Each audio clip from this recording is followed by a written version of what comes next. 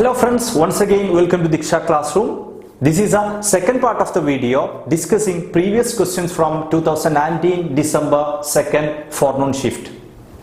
If you are yet to see the first part, please click on the link above. Before going to the questions, there are two things you should understand.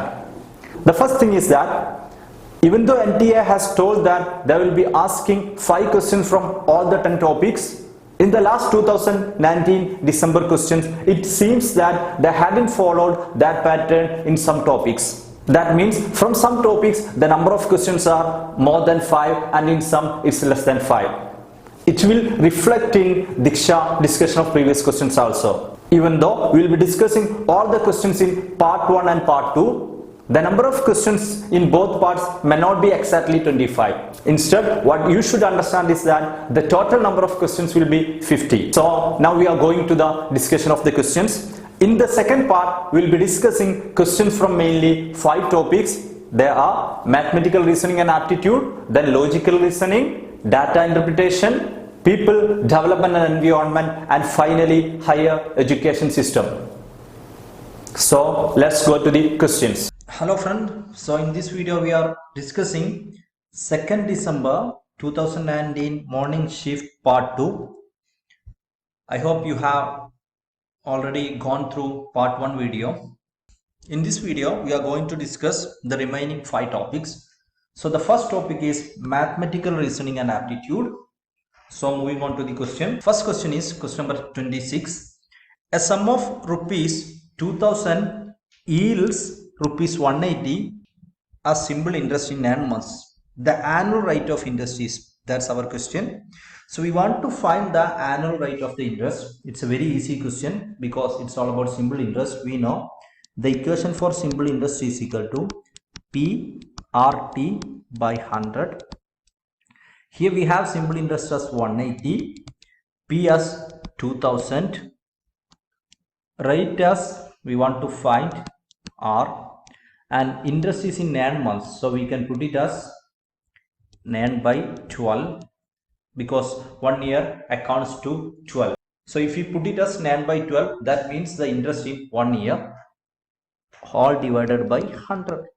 So we want to solve this particular equation. 2000 into R into 9 by 100 into 12, we get it as, cancelling these 2 zeros, 20 into R into 9 by 12 is equal to 180.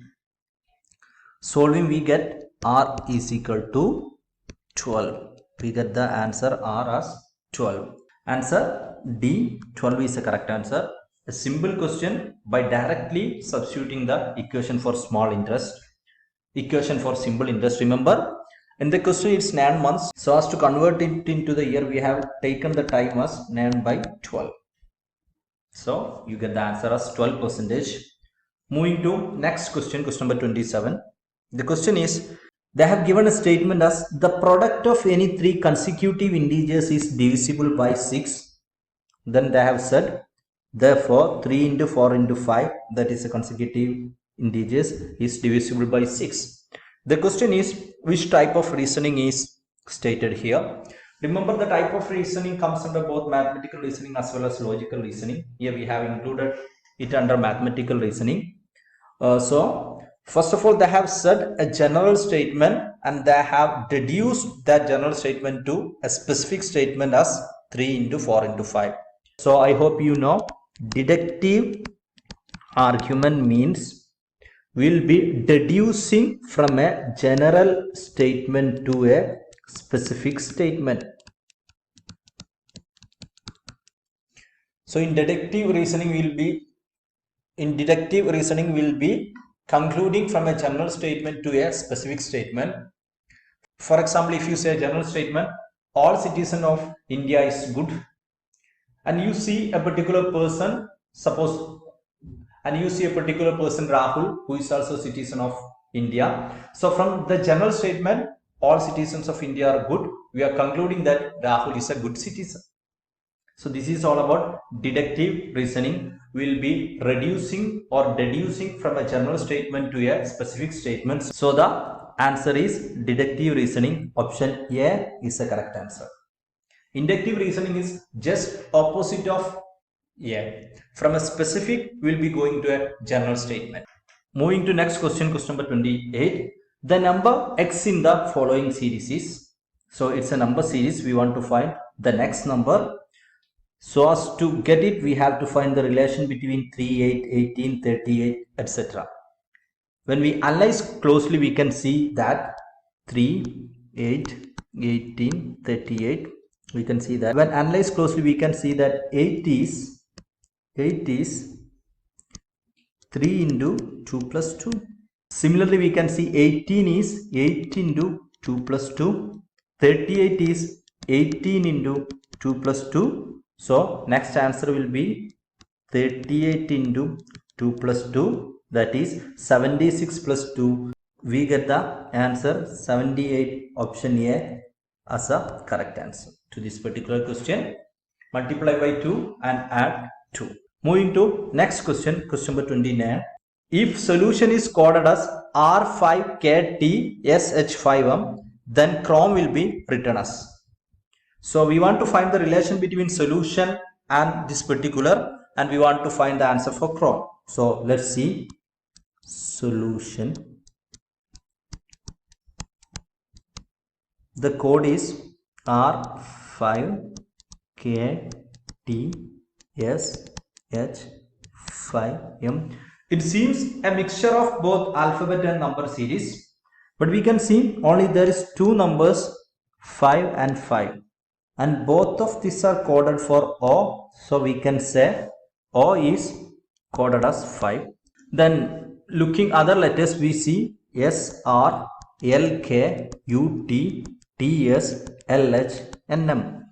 We can see the numbers are a letter just before the letter in the first one. That means R is a letter before S, K is a letter before L, T is a letter before U, S is a letter before T, H is a letter before L, M is a letter before N. That means minus 1. Minus 1 letter gives you the code. So when it comes to Chrome, first of all we can write O as 5. The letter before C is B. The letter before Q is R is Q. The letter before M is L. The letter before E is D. So you get it as BQ5LD. BQ5LD. Option C is the correct answer for this coding question. Moving to next question, question number 30. Two numbers are in the ratio 3:7. If 8 is added to both the numbers, the ratio become 5:9. Then the numbers are. It's a question number ratio and proportion, easy to find. Initial starting ratio is 3:7, which can be written as 3x by 7x. Then they have stated that 8 is added to both numbers. That means 3x plus 8 by 7x plus 8. The new ratio is 5 by 9. So you will get answer by solving this particular equation, which is 9 into 3x plus 8 is equal to 5 into 7x plus 8, which gives you 27x plus 72 is equal to 35x plus 40, which gives you 8x equals 32, which gives x is equal to 32 by 8 4. So you have the value of x as 4. The original values are, we know, 3x and 7x. So the original numbers will be 3 into 4 and 7 into 4. So 12 and 28 will be the correct answer. 12 and 28. Option A is the correct answer. A direct question from ratio and proportion. So that's all about the question from mathematical reasoning. Now we are going to discuss question from logical reasoning. First question. A fallacy in which an opponent position is depicted as being more extreme or unreasonable then is justified by what was actually asserted is called. So it's a question from fallacies of logical reasoning. It's a direct question from type of formal and informal fallacies. The answer is straw man, because straw man is a fallacy in which opponent's position is depicted as being more extreme or unreasonable than justified by what was actually asserted. It's a direct question. Substituting a person's actual position or argument with a distorted, exaggerated, or misrepresented version of the position of the argument. So that's a type of fallacy, which means giving an unreasonable or extreme statement or a conclusion or a position is known as straw man type of fallacy. We'll be discussing in detail regarding these fallacies in upcoming videos, or we will be discussing it in our DIKSHA classroom online course also. It's a direct question from the type of fallacies. And when we go to other options, if straw man is all about being more extreme or unreasonable than justified by what was actually asserted, argumentum ad peculum is all about fear of force. This is the fallacy that is committed when one appeals to force or the threat of force to bring the conclusion. Here they will be using a force or a threat of force to bring conclusion. When it comes to the red herring fallacy, it's all about diverting attention from the real issue by focusing on a different issue having only a surface relevance. So it's all about threatening by a force, it's all about diverting, and argumentum ad hominem is an informal logical fallacy that occurs when someone attempts to refute an argument by attacking the claim maker. Here there will be an attack towards the claim maker. Here there will be a use of force. Here there will be diversion and straw man. There will be an extreme or unreasonable positioning. So these are the 4 options, and we have straw man as a correct answer. Moving to next question. The distinction between savikalpaga, that is determinate, and nirvikalpaga, indeterminate, is made with respect to which of the following pramanas? They have given the option as anumana, pratyaksha, adhapati, and upamana. Pratyaksha is, I hope you know, one of the most important means of knowledge. And as for pratyaksha, the knowledge is all about what is present before the eyes, or what can be seen, what is distinct and evident. Since in pratyaksha there is a distinction, we can see that pratyaksha discriminate between indiscriminate perception and discriminate perception. Indiscriminate perception is nirvikalpaga and discriminate perception is savikalpaga. In savikalpaga or determinate one, the distinguishing features are observed. In savikalpaga, the distinguishing features of a particular things will be observed. In nirvikalpaga, it will be perceived without distinguishing features.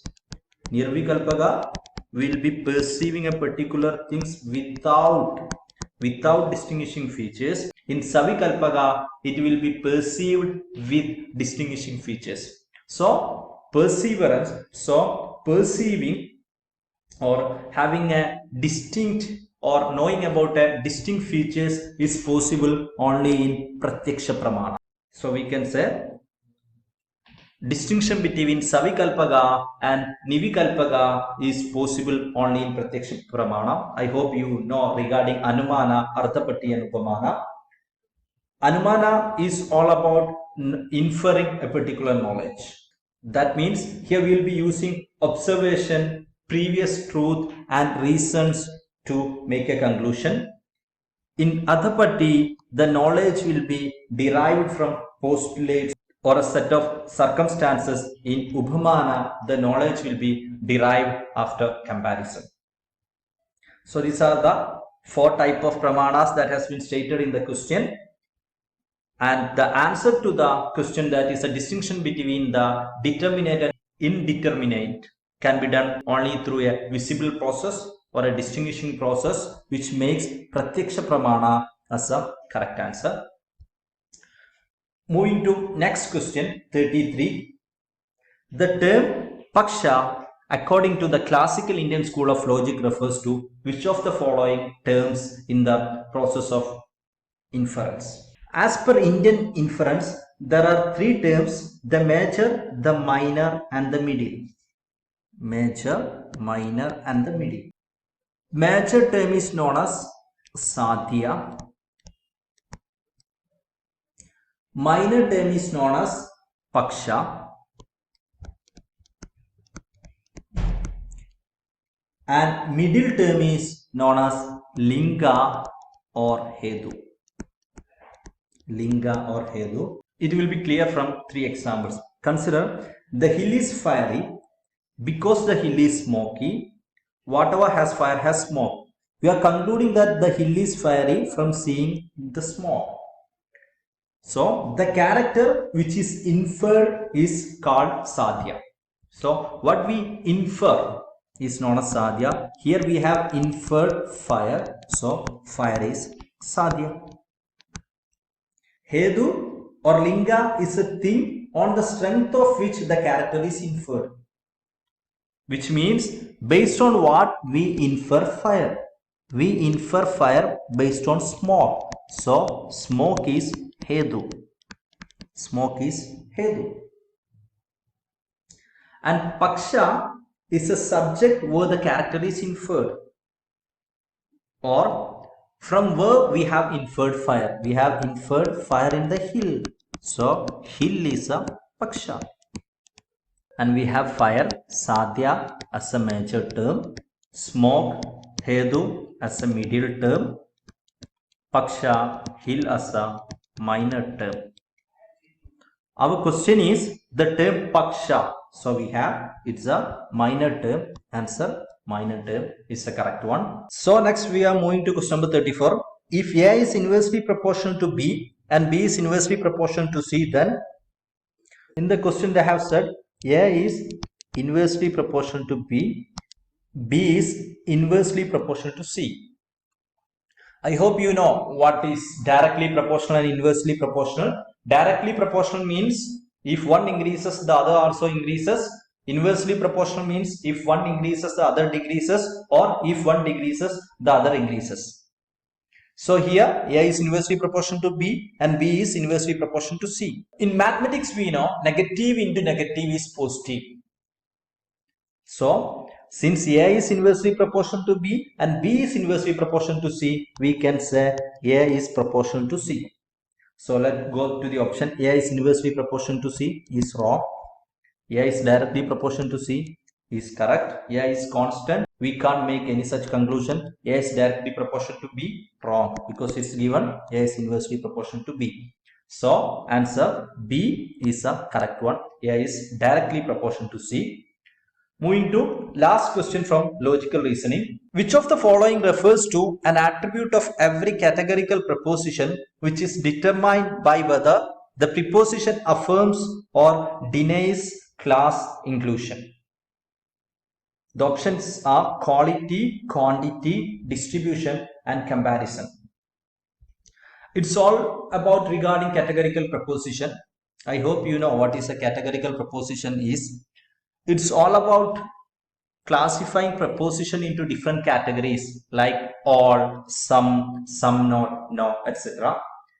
A standard form of categorical proposition has a quantity and a quality. A standard form will be having a quantity and a quality. And I hope we have discussed in the previous regarding concept of affirmative, universal, negative, particular, etc. That means when we say categorical proposition in a contract, we can say this is universal affirmative, this is universal negative. We have discussed in detail in previous question discussion. This is particular affirmative and this is particular negative. Universal affirmative is all about everybody is showing a positive quality. That is all. Universal negative, everybody is showing a negative outcome. No. Particular affirmative, some are showing a positive outcome, some. Particular negative, some are showing a negative outcome, some not. And considering all this, we can say that affirmative and negative refers to the quality of a categorical preposition. That is, quality is affirmative and negative because they are discussing about the quality, whether it's positive or whether it's negative, whether they are showing the expected behavior or not. And when we go to particular and universal, we can say it's all about quantity. If all is showing this particular character or whether only some is showing this particular characters. So we can say that the question is all about whether the proposition affirms or denies. That means whether it's an affirmative or negative. Affirmative or negative is shown by quality. So we have option A, quality as the correct answer. Affirmative and negative shows quality. Some, all, particular and universal show quantity. So we have quality as the correct answer. So that's all about question from the logical reasoning. After logical reasoning, now we are going to discuss question from data interpretation. Here they have given a particular table. The directions are, the table gives the percentage of people having knowledge of different programming languages. Assuming that the total number of people having knowledge about programming language is 12 lakh. We have to answer 5 questions. In the table they have given the percentage of people having knowledge regarding 7 languages: C++, C, COBOL, Fortran, Java, Lisp and Python respective percentage, and the total number is 12 lakh. They have given the total number is 12 lakh. So the first question is the total number of people having knowledge about C, Java and COBOL. So we want to find the total number of people having knowledge regarding C, Java and COBOL. We have C, the percentage as 25, Java, the percentage as 15 and COBOL, the percentage as 12. So we want to find the 25% of 12 lakh, 15% of 12 lakh and 12% of 12 lakh. 25% of 12 lakh is, we have it as 3 lakh. 15% of 12 lakh is 1 lakh 80,000. 12% of 12 lakh is 1 lakh 44,000.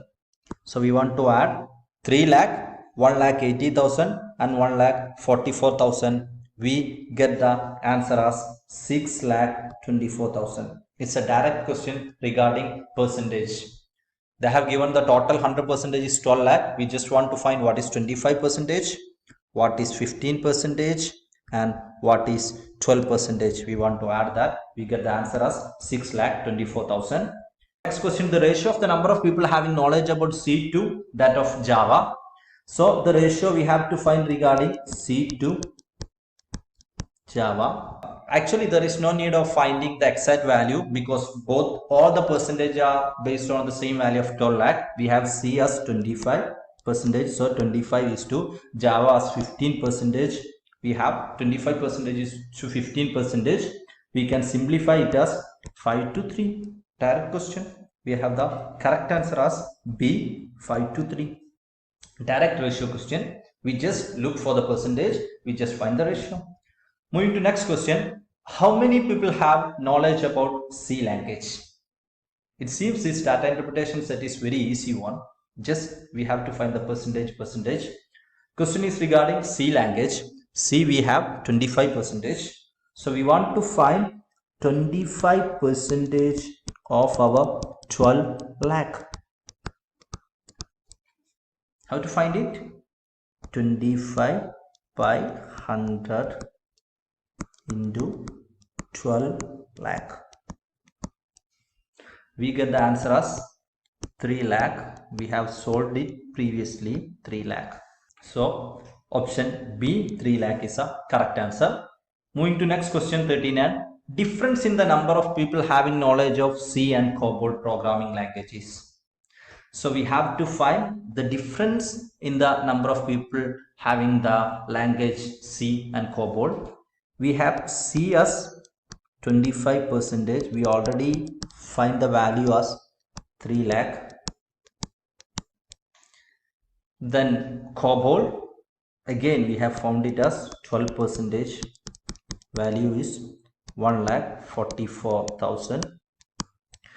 We want to find the difference. We have to minus 1,44,000 from 3 lakh. We get it as 1,56,000. So option D is the correct answer. Moving to next question, or the final question. What is the average percentage of people having knowledge of the programming language Python, Lisp and Java? So it's all about the average value of Python, Lisp and Java. We have Python as 10, Lisp as 10 and Java as 15. So total we have 35%. We want to find the average. 35% by 3, we get it as almost 11.7, around 11.7. So option B is the correct answer. So that's all about the question from data interpretation. A comparatively easier set, because here all the questions are regarding find the percentage, adding, subtracting, etc. So that's all about question from data interpretation. After data interpretation, now we are going to discuss question from the topic environment. First question, question number 41. Identify the environmental issues which are local in nature. The options are depletion of ozone layer, lake pollution, soil erosion, climate change, water logging and solid waste management. We want to find the correct option. In environment syllabus, it's explicitly mentioned environmental problems of local, global, etc. So we can say local environmental issues are those issues which will be concentrated to a particular regions, and global will be those issues which are present throughout the world. So when we look in the slide, you can see the list of, it will be clear from looking this particular list. We can say the local environmental issues are like waste disposal, lake pollution, water scarcity, soil erosion, desertification, water logging, pollution, waste management, etc. This all problem will vary from place to place or area to area. That's why they are said as local problem. But when it comes to regional and global problem, that will be present throughout the world. So we can say global warming, ocean acidification, pollution, acid rain, ozone depletion, polar melting, climate change, etc. So those problems which are localized in nature can be said as local problems, and those which are present throughout the world can be said as global issues. So coming back again to question, we can say the question is about local in nature. Depletion of ozone layer, not a local issue. Lake pollution is a local issue. Soil erosion can be said as a local issue. Climate change is a global issue. Water logging and waste management can be said as a local issue. So we can say 2, 3, 5 and 6 are the correct answer. Option A is the correct answer for this particular question regarding environmental issues which are local in nature. Moving to next question. For encouraging worldwide awareness and action for the protection of our environment, UNEP focused on the World Environment Day 2019 on which of the following themes? UNEP will be having a theme for every environment days. I hope you know. Environment Day is celebrated on June 5.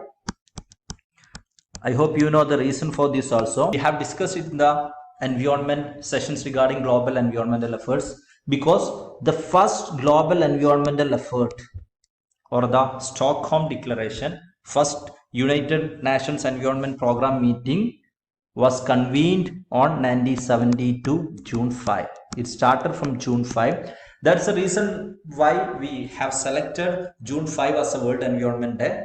So every year this Environment Day will be having a particular theme. The theme for the World Environment Day 2019 is Beat Air Pollution or Bring an End to Air Pollution. It's a direct question from general knowledge. So we have option C, beat air pollution as a correct answer. Moving to next question. The government of India has set up the Ministry of Jal Shakti by merging which of the following? So it's all about, and there has been a new Ministry of Jal Shakti. It's regarding the current affairs from the Indian government side. So again, it's also a direct factual question that you should have cracked if you are going through the major topic of the newspaper. So the Ministry of Jal Shakti has been convened by combining the Ministry of Water Resources, Ministry of River Development and Ganga Rejuvenation, and Ministry of Drinking Water and Sanitation. So these four ministries have been combined to form Ministry of Jal Shakti. A direct question, option C is the correct answer. Moving to next question, question number 44. Which of the following indicates the objective of the United Nations Framework Convention on Climate Change or UNFCC? It's a very important one, UNFCC. It has been asked in previous time. Even the expanded form of the abbreviation UNFCCC has been asked. It's very important. Remember, United Nations Framework Convention on Climate Change. And the question is regarding the objective of UNFCCC. So I hope you know regarding the Rio Summit, the outcomes of Rio Summit, different conventions like Convention on Biological Diversity, UNFCCC, then United Nations Convention to Combat Desertification. So these three conventions, once again, Convention on Biological Diversity, United Nations Framework Convention on Climate Change, and United Nations Convention to Combat Desertification has been originated from the Rio Summit or the Earth Summit. CBD deals with conservation of biological diversity, UNCCD reducing desertification, and UNFCC is all about combating the climate change. So climate change, the main issue is, we know, greenhouse effect or global warming, and the reason behind the global warming or greenhouse effect is greenhouse gases. So definitely the main aim of UNFCC is to stabilize greenhouse gas concentration in the atmosphere so as to tackle the issue of global warming. We have option A as a correct answer.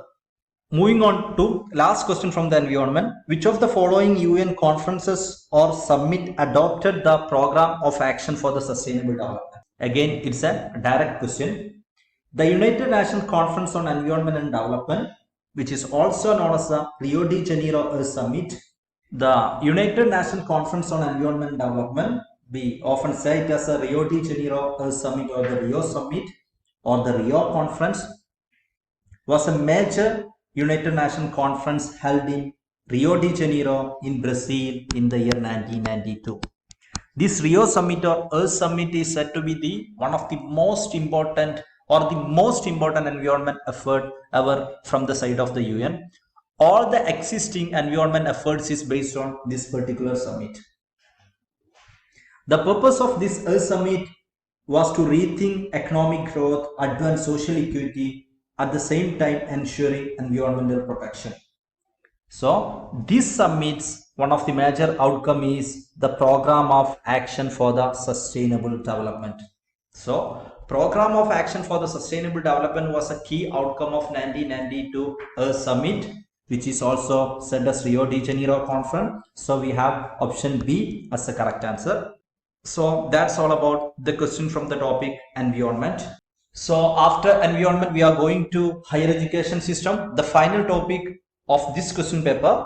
Question number 46. The ancient Indian university known as Chief Center for Advanced and Specialized Studies in Nyaya or Logic was. It's a question from the topic Education Institutions of Ancient India. The question is regarding Nyaya Logic. It's a direct question. It's Mithila University. We have to study different universities of ancient India in our syllabus. We have to study about Nalanda University, Takshashila University, Mithila University, and this regarding this Mithila University, it was very famous for Nyaya or logic. It was also famous for the Brahmanical system of education.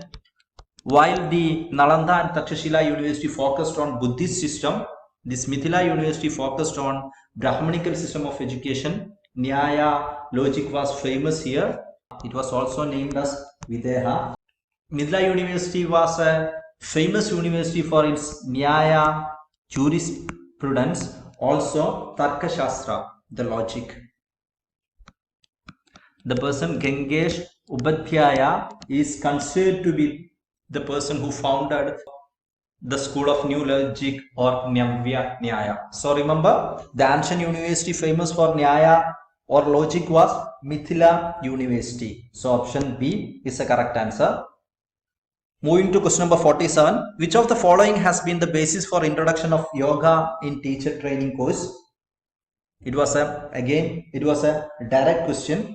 The answer was National Policy on Education 1986. The main objective of the National Policy of Education of 1986 as well as 1992 was to establish a national system of education that all students, irrespective of caste, creed, sex and religion, have access to education of a comparable quality.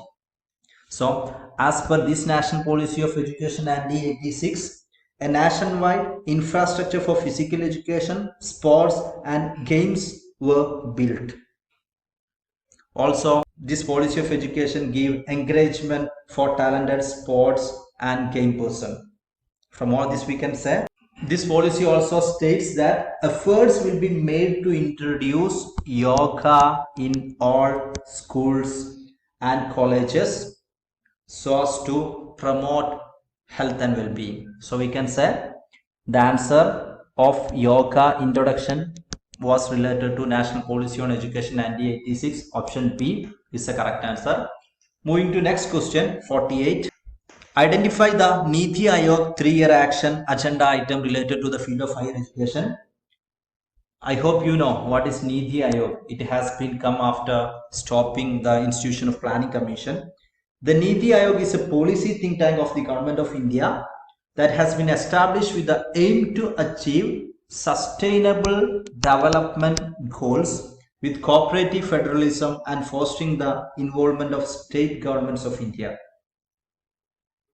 And Niti Aayog has formulated a 3-year action agenda document, which is a comprehensive framework for policy changes that has to be implemented in short term in India.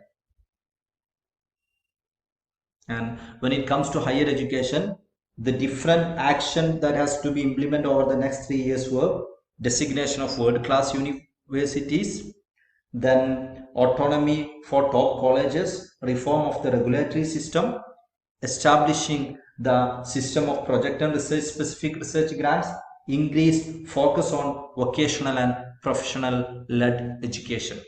So these were the important aims from which we can say autonomy for top colleges, reform of the regulatory system, establishing a system of project and scholar specific research grants were a part of 3-year action agenda item. Promotion of research culture, National Research Foundation hadn't stated with regards to this 3-year action agenda item. We have 1, 2, 3 and it's the correct answer. Option A is the correct answer. Moving to next question, question number 49. Moving to next question, question number 49. Which item in the following constituted the non-conventional learning programs? I hope you know what is non-conventional learning programs. Non-conventional or non-traditional education is learning through different methods, not necessarily in a classroom settings. We have the classroom setting, a teacher teaching a number of students as a conventional method. All other methods different from this classroom setting can be said as non-conventional methods. So all the topics which are taught in a normal school system are conventional subjects. So here the non-conventional ones were the study of T. Sommelier. Then Oriental languages, it's a conventional method. Then spa management is a non-conventional method. Museology is a non-conventional method. Also comparative languages is a conventional method. So we have option 1, 3 and 4 as the correct answer.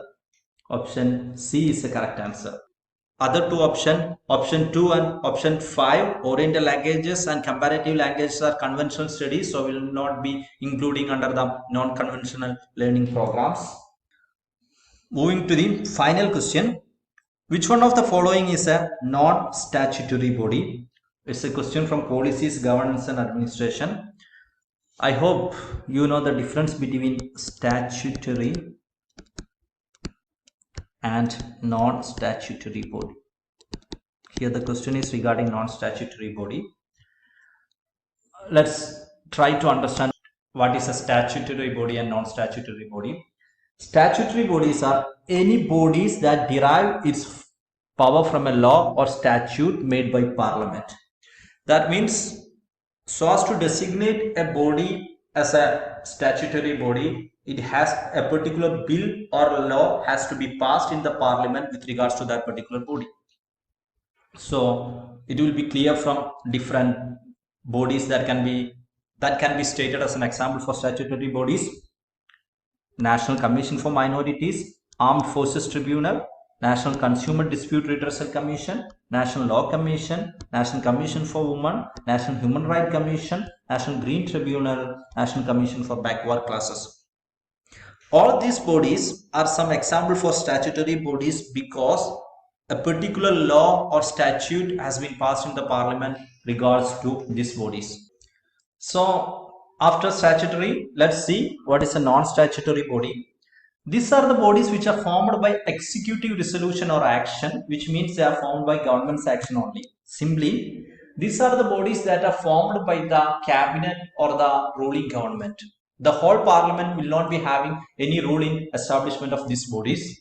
Examples for non-statutory body are Niti Aayog, National Testing Agency, NAAC, National Assessment and Accreditation Council.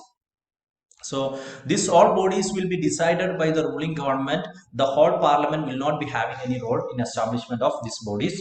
So once again, I hope you are clear with statutory and non-statutory. Statutory bodies are those bodies which are created by a statute or a law that has been passed by the Parliament. Non-statutory bodies are those bodies which will be established by an executive resolution without the whole Parliament having any role in that.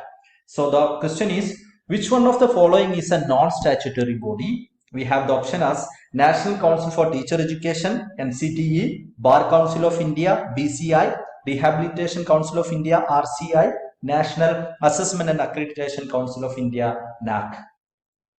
So non-statutory, no particular law passed in the Parliament. NCTE, National Council for Teacher Education, is established in association with respective law passed in the environment. Bar Council of India, respective law has been passed in the Parliament. Rehabilitation Council of India also, respective law has been passed in the Parliament. For establishment of National Assessment and Accreditation Council, no law has been passed or no statute has been passed in the Parliament. It has been established as a part of executive resolution. So we have the answer NAAC as the answer for non-statutory body. So that's all about the questions from this question paper. We'll be discussing more questions in the coming videos.